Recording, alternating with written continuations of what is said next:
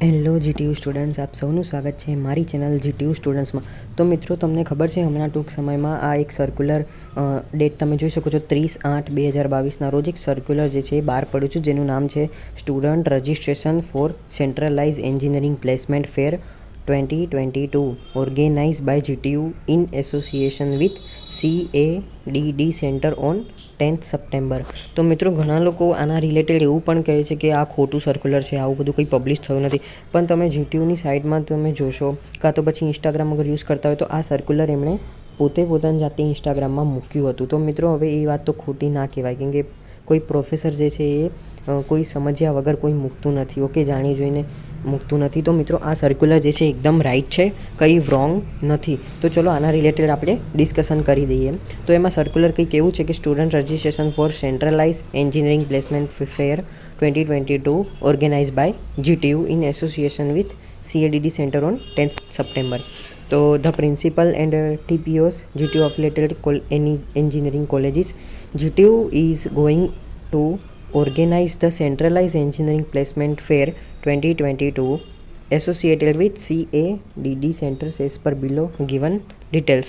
તો જેમ કે ઇવેન્ટ છે આ CADD, તો એનું નામ શું છે? તો centralise engineering placement fair 2022. Venue શું છે એનું? કે ભાઈ જીટીયુ કેમ્પસ ચાંદખેડા, અમદાવાદ, ગુજરાત દ્વારા પબ્લિશ થયેલું છે. સ્ટુડન્ટ રજિસ્ટ્રેશન જે છે એ ક્યાંથી સ્ટાર્ટ થઈ ગયું છે? 30 ઓગસ્ટથી લઈને સ્ટાર્ટિંગ થઈ ગયું છે. અને આજની તારીખ અગર જોવા જઈએ તો આજે 2 સપ્ટેમ્બર છે, ઓકે. તો હજી સુધી તમે અગર રજિસ્ટ્રેશન નથી કર્યું તો મારી રિક્વેસ્ટ છે, તમે અગર 2022માં ડિપ્લોમા, BE, ME જે પણ તમારી ક્વોલિફિકેશન ક્રાઇટેરિયા હોય, જો તમે પાસ આઉટ હો તો તમે આ ભરી દો, ઓકે. જેમ કે અહીંયા લખેલું છે કે બી સ્ટુડન્ટ રજિસ્ટ્રેશન સ્ટાર્ટ થઈ ગયું છે 31 ઓગસ્ટથી. સ્ટુડન્ટ રજિસ્ટ્રેશન એન્ડ ક્યારે થશે? 5 સપ્ટેમ્બર. આજની તારીખ થઈ ગઈ 2 સપ્ટેમ્બર, એટલે તમારી જોડે હજી 3 દિવસ છે, વિચાર કરી લો. વિચાર્યા વગર પણ હું તમને કહું છું તમે ભરી દો, કે આની નોમિનલ ચાર્જિસ છે આપણે હમણાં ડિસ્કસ કરીએ. ઓર ઇવેન્ટ ડે કયો છે? તો પછી 10 સપ્ટેમ્બરના રોજ આ ઇવેન્ટ જે છે એ યોજાવાની છે. સેટરડે છે એટલે તમને રજા બી હશે કદાચ કોલેજોમાં, તો તમે જોઈ આવજો. કોલેજની તો કંઈ વાત ના થાય, કેમ કે મિત્રો આ જે પાસ આઉટ સ્ટુડન્ટ જે છે એમના માટે છે, okay. Then event reporting time કેટલો છે? તો 9:30 વાગ્યાનો છે. ક્યાં બાજુ છે? તો કે જીટીયુ કેમ્પસ ચાંદખેડા, અમદાવાદમાં. તો મિત્રો, 9:30નો ટાઈમ આપેલો ભલે છે કે તમે 9 વાગ્યા સુધીમાં તમારે પહોંચી જવાનું રહેશે.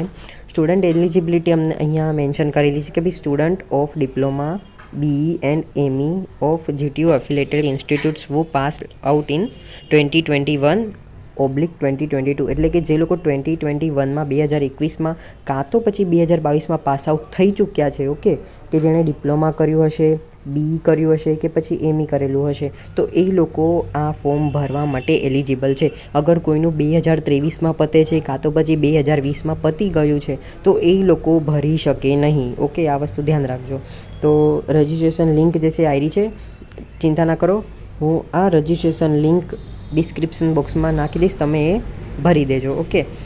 મોર than 35 companies have given confirmation to make part in this placement fair with more than 500 openings in various domains like mechanical engineering, civil engineering, electrical engineering, computer engineering, information technology engineering. Important instructions for student based on number of vacancies in different domains and the number of registration receiver from GTU students, the final list of eligible candidates for the participations in placement fair shall be prepared based on the merit candidates. એટલે merit ઉપર લેશે.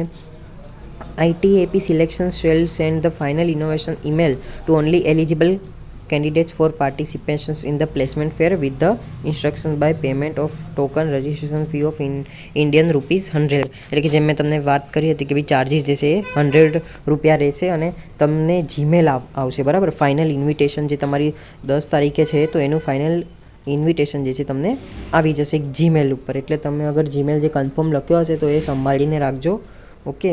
અને continuous એને check પણ કરતા રહેજો. Candidates have to submit required details by 7th September as per instruction given in the invitation email. જેમ અહીંયા કીધેલું છે કે ભાઈ રજિસ્ટ્રેશન તમારે કરી દેવાનું છે 5 તારીખ સુધી, અને 7 તારીખ સુધીમાં તમને જે છે ઈમેલ કન્ફર્મ થઈ જશે, તમને સબમિટ આપવા દેવામાં આવશે.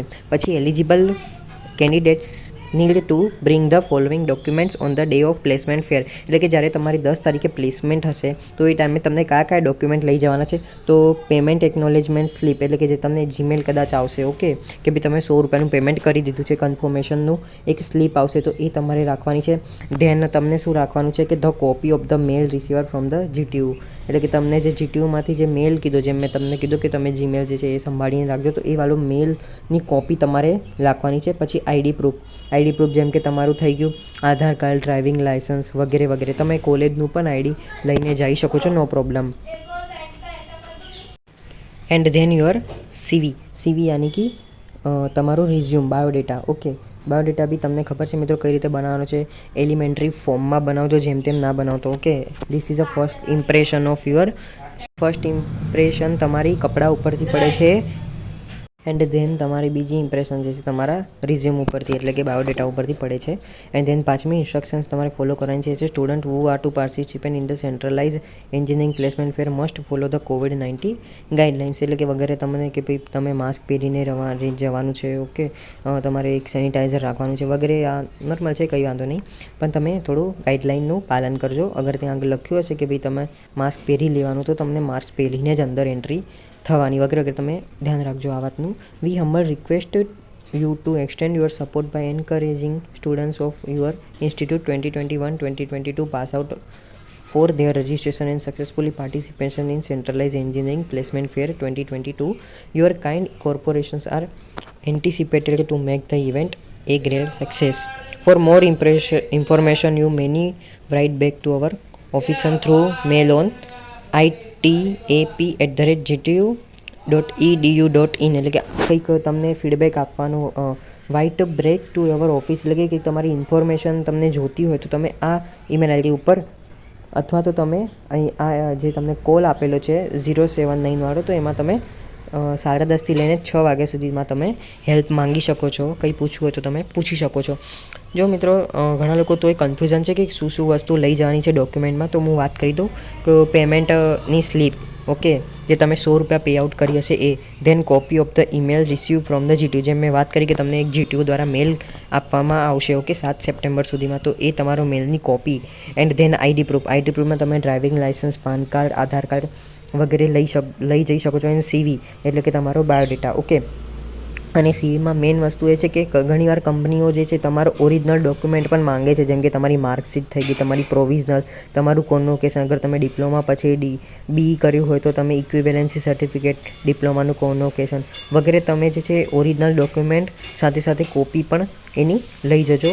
આપ સૌને રિક્વેસ્ટ છે, ઓકે, કેમ કંપનીવાળા માંગી શકે છે કદાચ, તો એટલે તમે લઈ જઈ શકો. અને ઇન્ટરવ્યૂની તમે ખાસ તૈયારી કરીને જજો.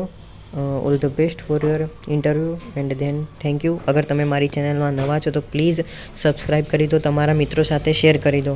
Okay, than by.